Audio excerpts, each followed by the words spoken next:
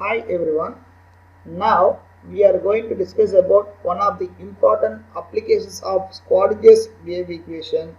By means we are just going to derive the wave function of a particle in a one-dimensional box. Otherwise you say one-dimensional potential wave. So before you go into the topic, you must know about what is called a bound state. So as per quantum physics, a bound state is a quantum state of a particle which is subjected to a potential such that the particle has a tendency to remain localized in one or more regions of space. So when the motion of a particle is confined to a limited region such that the particle moves back and forth in the region, so the particle is said to be in bound state. We just consider an example here. So we have a particle, this yellow color is a particle, just imagine. So we have a region between 0 to the distance 0 is the origin here, and L is the length of the potential well or one-dimensional box, where the potential at this point in this region is infinity. Likewise at x equal to L it is infinity. By means that a particle of having of its own energy have a chance to move back and forth, and it couldn't have a chance to cross this limit. That's why we said it's barrier. So in one-dimensional motion of a particle is assumed to take place with zero potential energy over a fixed distance, and if the potential energy is assumed to become infinite at the extremities of the distance, as it is described as one-dimensional box. So that is why we are saying that. So we have a wall on the corners, we say about extremities, where the potential required is infinity, by means that the energy of the particle couldn't reach the infinity, by means that the particle may still remain inside the allowed region by means of moving back and forth. So this is the very simple example of motion in a bound state. So now we are just going to consider about what about the particle in a one-dimensional box. Otherwise we can say particle in an infinitely deep one-dimensional potential well. So now we consider a one-dimensional motion of a particle along the x-axis of a particle of mass m, which is available in a hollow rectangular box having a perfectly rigid walls. So by means that the rigid wall represents the potential is infinity on this position, by means that the particle have a chance to move back and forth. So let the origin be at one corner of the box and the x-axis is perpendicular to the parallel opposite walls. Let A be the distance between the walls so that the motion of a particle along the x-axis in between from the region of x equal to 0 to the maximum of x equal to a. So when a particle is inside the region of by means of x is greater than 0 and less than a, and then there is no force is acting on the particle, so that within this region the potential energy of the particle is 0. It is assumed to be 0. So if we just think about a case where the particle collides with the rigid walls, what is happening of? So it was assumed that when the particles collides with the surface, collide with the walls, so there is no loss of energy is expected, so that the total energy of the particle remains constant inside the potential wall. So in order to leave the region, the particle will have to do infinite amount of work, as it is not at all possible. So the particle couldn't exit outside the box. Hence we can say the value of x less than or equal to 0 or greater than or equal to a, the wave function will be psi of x will be 0. Why? Because of availability of the particles which is having a wave function outside the walls are not at all possible. So that's why we have a chance of psi of x is 0 for the region of values less than 0 or greater than x.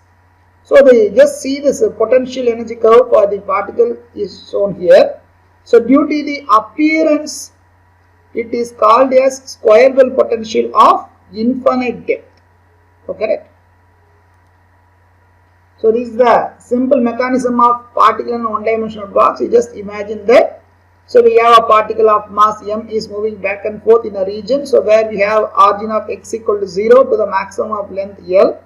So we say that the particle is moving on x direction. So while the particle is on move between the walls, rigid walls of having of infinite potential, and then the potential energy between the particles between these walls will be 0.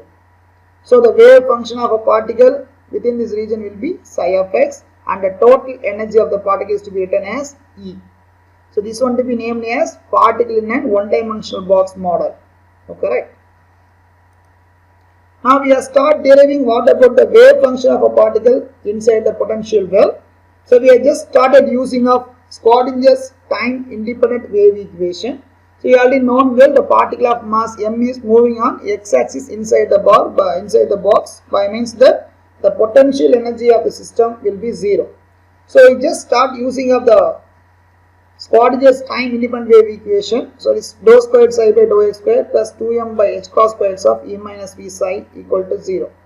So since we say that potential energy is 0, then we can rewrite this equation like this. So dou squared psi by dou x squared plus 2m E times of h cos squared into psi will be equal to 0. So that is equation number 1. So if you say E is the total energy of the particle which is available in between the rigid walls. So this term you just notice m, E and h cos squared all are constant by means that that term is represented as k squared. Okay, right? So because of the system consists of E and h cos squared and m are constant, so you say that for a particular value of E, the term k is constant. Now we are just going to find the solution of that equation number 2. You just notice that the solution of the equation dou squared psi by dou x squared plus k squared psi equal to 0 will be of psi of x equal to a sin kx plus b cos kx. This is the very general solution of the equation what we derived by utilizing of the potential energy of the particle inside the rigid wall is 0. So you know well a and b are constants of integration. So now we are just going to apply the boundary conditions. So whenever you say the case, what is the boundary condition of the particle? So we know well we have the origins start with 0 to the maximum limit of L, and you just find a case at x equal to 0 at the origin. What about the possibility of finding of a particle? Because the potential of this system is infinite. So we can say the psi of x, the wave function or the probability of finding a particle at this point is 0. This is the very first boundary condition. Likewise, if you go for the second option, what is the condition of x equal to a? So we already told that a is the distance between the rigid walls. So you said at x equal to a represents the second rigid wall or the second extremities on right. By means that the potential at this point is infinite. By means that we can say there is no chance of availability of particle on this position. So again we say psi of x, finding of a particle at the position of x equal to a is 0. So these are the two initial boundary conditions. Now we are just going to imply these boundary conditions on equation number 4 regarding the solution of the wave equation. So while you are applying of the first condition, psi of at x equal to 0. So what is happening of? You just think about the case at x equal to 0, the term psi of x will be 0 definitely. And what about the right hand side? So you just find a into sin 0 plus b into cos 0 will come. So you just notice that a into sin 0 is 0. So the first term will be totally 0. Whereas you just go for the second case, b cos 0. So we say about where you say b cos 0 is 0. Why we say this cos 0 is 0? It's because of even we say cos 0 equal to 1. So what is happening of? The term cos b cos 0 will be equal to 0 here. So we know well cos 0 is 1. By means that we can say it is b equal to 0. So while applying the first boundary conditions, we notice that the arbitrary constant or constant of integration b will be 0 as per the solution what you got while applying the boundary conditions. So now we are just going with the case of importing the data of v equal to 0 on equation number 4, we get the final solution of psi of x will be equal to a sin kx. So correct. So now we are just applying with the second boundary condition of at x equal to a. What is happening of? Again we got the term x equal to a represents psi of a will be equal to a sin ka. So here you just notice that again psi of a will be 0. By means that the product of a into sin ka will be 0. So you just known well, we already have a term, we derived that b is 0. So we derived a and b are constant of integration, so there is no chance of a also to become 0. So if you have a chance a is also 0, then it means that the total value of psi of x will be 0 always. So we are just neglecting the boundary conditions that never to be happen. So by means that what we are saying is, so we just think about the next condition. We known well psi of a represents the wave function at the position of a will be equal to a times of sin ka is equal to 0. As we say a is not equal to 0, then we have option of sin k may become 0.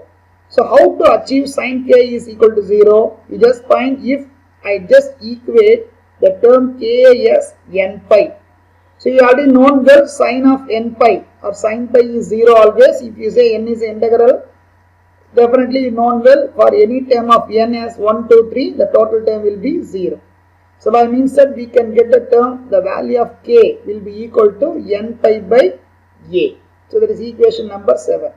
So we cannot take n is 0 because for n equal to 0, k is also 0 and then total energy of system will also become 0. So by means that psi of x will be 0 everywhere in the box. So it is not at all possible to have a value of n equal to 0. So this means that the particle with 0 energy cannot be present inside the box. Otherwise you say that is the particle in the box cannot have 0 energy. So whilst you are importing equation number 7 to get the final solution of the wave function of a particle inside the potential well, then you can get the term psi n of x. So n represents the integer will be equal to a times of sin n pi x by a. So we are just substituting the term k on getting up the final solution of the equation. So equation number 8 represents the wave equation for a particle which is available in the one-dimensional potential well. By using of this equation, we are just going to find out what about the energy of the particle in the particular region.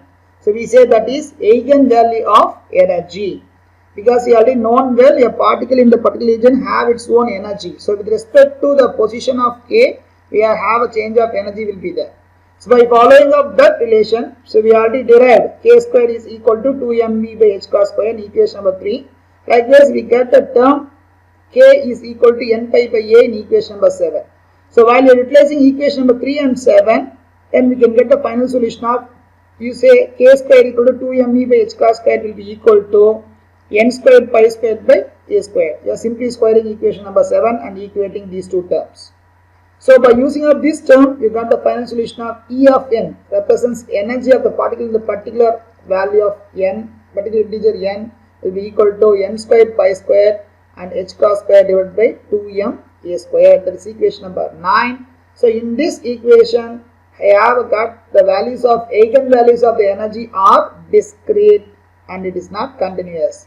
Because you known well, if you say n equal to 1, then you can definitely get the term of it is h cross square pi square divided by 2m a square the value. Whereas if you say n equal to 2, the value is totally different. So it was noticed that the energy of particle in the particular region is discrete and it may not be continuously increased.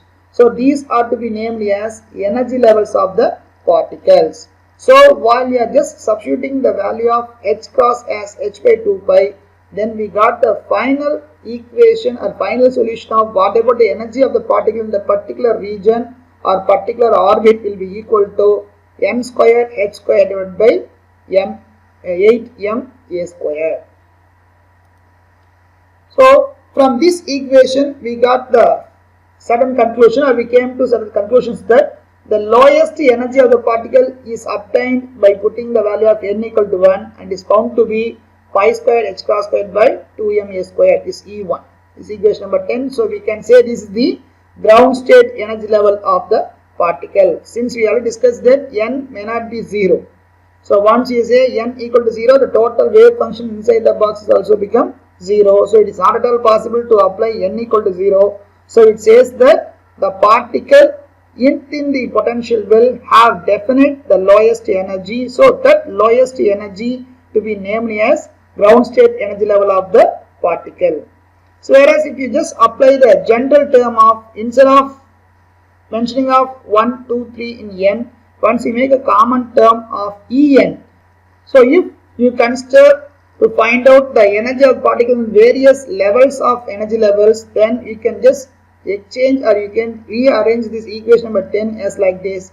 En represents energy of particle in the particular level of n is equal to n squared into E1. So the possible values of energy of the particles in the potential box are discrete and it is corresponding to the term n equal to 1, 2, 3 and so on. So if you just say in the case what is the spacing between nth energy level and the next higher energy level will be, you just find this case is n plus 1 square of E1 minus n square into E1.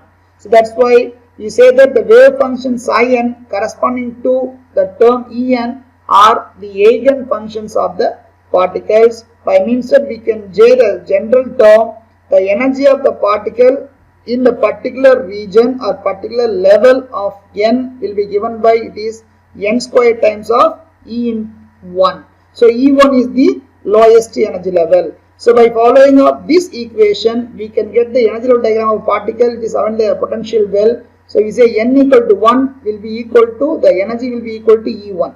Whereas if you say n equal to 2, then you can write energy of the particle in the level 2 will be equal to 2 square times of E1. Whereas if you go for n equal to 3, then it may be definitely 3 square times of E1. You just notice that energy levels are discrete. So there is continuous step by step increasing of energy level is there. It can be identified properly by using of Schrödinger's wave equation. So we just going to normalize the wave function because we have to find the solution of the value of A. We normally say A is the integration constant and then we have to find out what is the value of A, then only the equation will be fulfilled. So for that we just start working with the normalization of the wave function. So we just find a case, we say psi n of x equal to A sin n pi x by A. It is in the region of x greater than 0 and less than A. Whereas if you go for the region x less than 0 or greater than A, you know well there is no chance of particles are to be easily identified. So we say psi of x will be equal to 0. So now we have just started working with the case of what is the total probability that a particle is available inside the box. As per Max Born theory, we know well the square of the wave function represents the probability of finding a particle inside the position or inside the proper system will be equal to 1. So by using of the same equation, once you substitute the term of psi of x here, you get the integral of 0 to A. The limit of origin will be 0 to the maximum extent of A. Finding a particle inside the system of between the positions of 0 to A will be equal to A squared times sin squared n pi x by A into dx will be equal to 1. So now I just try to dissociate this sin squared term for my convenience of doing of integration by using of this formula. So we have already cos 2x will be equal to 1 minus 2 sin squared x will be there. So if I take sin squared x, so what I will get, if I want to write sin squared x may be written as 1 by 2 times of 1 minus cos 2x. So the same is applied here. I take A square as a constant outside of the integration, whereas sin squared n pi x by A will be written as 1 minus 1 by 2 times of 1 minus cos 2 n pi x by A into dx. Okay. So now we go for easy integration of this term. So you can get a term of A squared by 2 will coming out because the 1 by 2 is getting out. So if I integrate the term of 1 minus cos 2 n pi x A will be got, instead of 1 I can get a term of x, and while integrating of this cos 2 n pi I can get a term of A by 2 pi n times of sin. If I integrate cos I will get sin 2 n pi x by A, I'm just putting up the limits, lower limit and higher limit. So you just find, if I dissociate this one, I am applying of the major limit or maximum limit of a instead of x. So I can get x will be termed as a. Likewise, the second term is 2n pi a. So divided by a will be there. So by means that a and n cancels on both sides. So by means that I can get 2n pi minus, I am applying of the lower limit. So again, if I apply x equal to 0, I got 0 here, and then minus of minus I will get plus term, whereas if I apply x equal to 0, then I can get the term a by 2 pi n times of sine 0. So here you notice that this sine 2n pi will be 0, this time is already marked as 0, and then here also sine 0 is also 0. So once you got all these terms are cancelled, by means that while on integrating the wave function with respect to analyzing the probability of finding a particle inside the potential well, I got the final term of a squared into small a. A is the capital A is representing the integration constant, where small a represents the length of the potential box. Divided by 2 will be equal to 1. Otherwise, you can get the term a, capital A will be equal to root of 2 by a. So now we got the value of the integration constant a. So once I substitute the value of a in the equation of wave function, what we derived from Schrödinger by utilization of Schrödinger's wave function. So psi n of x is the wave function of a particle which is available inside the potential well, or you say about the normalized wave function will be equal to root of 2 by a times of sine n pi x by a. So this is the general normalized wave function for a particle which is available inside the one-dimensional potential box. So now we are just going for representation of a wave function. So in known well, so each and every particle will behave as a wave. So we say that particle is moving from one end to opposite end, there is no issues, but it just move like a wave. So when you say about what is the wave function for psi equal to 1, n equal to 1. So you say psi 1 is the wave function of a particle having two nodes. You just notice at x equal to 0 and x equal to a, we have nodes are observed for a particle which is having of n equal to 1. So it is, whereas if you go for n equal to, if you are implying n equal to 2, then you notice that the particle have a wave function with 3 nodes by means of x equal to 0 and x equal to a by 2 and x equal to a. On all these 3 regions, we are achieving with the nodes of the particle. So here it is half the wavelength, exact wavelength of the particle, and then it is 2/3 of time. So you just notice that the wave function psi n will have n plus 1 times of nodes on each and every function of a particle which is moving from one end to opposite end. So this is the one what we identified for the concept of normalization of wave function. So these are the topics what you have to analyze. So regarding the condition of bound states and verification of particle in a one-dimensional box and identification of boundary conditions and implying the terms of boundary conditions on the Schrödinger's time independent equation, we leads with analyzing the wave function of a particle in a one-dimensional box, and by following of the normalization of the wave function, we can achieve the concept of what about the total wave function of the particle which is available inside the potential box. So this is the most important application oriented area of Schrödinger's equation on finding a particle in a one-dimensional box. I think you understand this topic well. We'll meet you soon with the next topic. Thank you.